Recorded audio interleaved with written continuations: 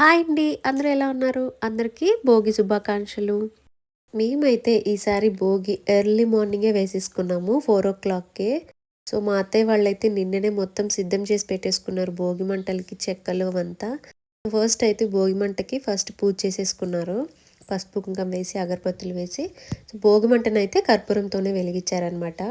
మన ఇంట్లో ఉన్న చెడులు, దుష్టశక్తులు, మన ఒంట్లో ఉన్న చెడు ఆలోచనలు కూడా ఈ భోగి మంటల్లో కలిసిపోయి అంతా మంచి జరగాలని భోగి మంటలు అయితే స్టార్ట్ చేసేసామన్నమాట. మీ ఇంట్లో కూడా అంతా మంచి జరగాలని, చెడు అంతా ఈ భోగి మంటల్లో కలిసిపోవాలని కోరుకుంటున్నాను.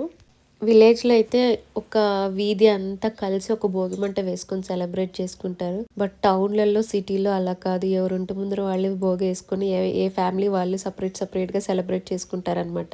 సో మేము బయట భోగి వేసుకొని బాగా మాట్లాడుకుంటుంటే మా వాయిస్ విని మా బాబు కూడా లేచేసాడు. అయినా సంక్రాంతి అంటేనే పల్లెటూరు అండి.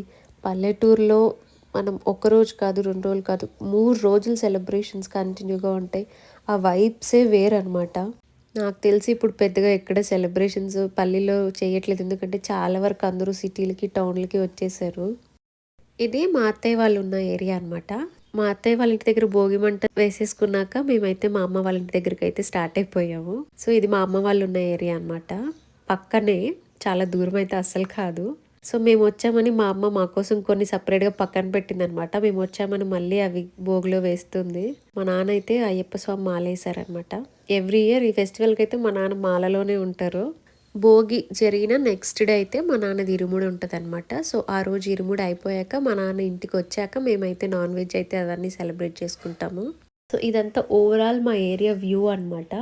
మార్నింగ్ చూసారా, అందరూ బయట కూర్చొని భోగి మంటలు వేసుకుంటే నాకైతే చిన్నపాటి జ్యోతుల్లాగా కనిపించాయి అన్నీ. మీకు కూడా అలానే అనిపించిందా? సో ఇదంతా మా ఏరియా మార్నింగ్ వ్యూ అనమాట. నైట్ వ్యూ అయితే అస్సలు కాదు. మార్నింగ్ చూడండి, 5 o'clock కూడా ఎంత చీకటిగా ఉందో. ఈ వ్యూ చూసి మీలో ఎంతమంది మా ఏరియాని గెస్ చేశారో కమెంట్ చేసేయండి. అందరూ ఈ భోగి పండుగని చాలా సేఫ్గా, జాగ్రత్తగా సెలబ్రేట్ చేసుకుని ఉంటారని ఆశిస్తూ మరొకసారి మన ఛానల్ తరపు నుండి మీ అందరికీ భోగి శుభాకాంక్షలు.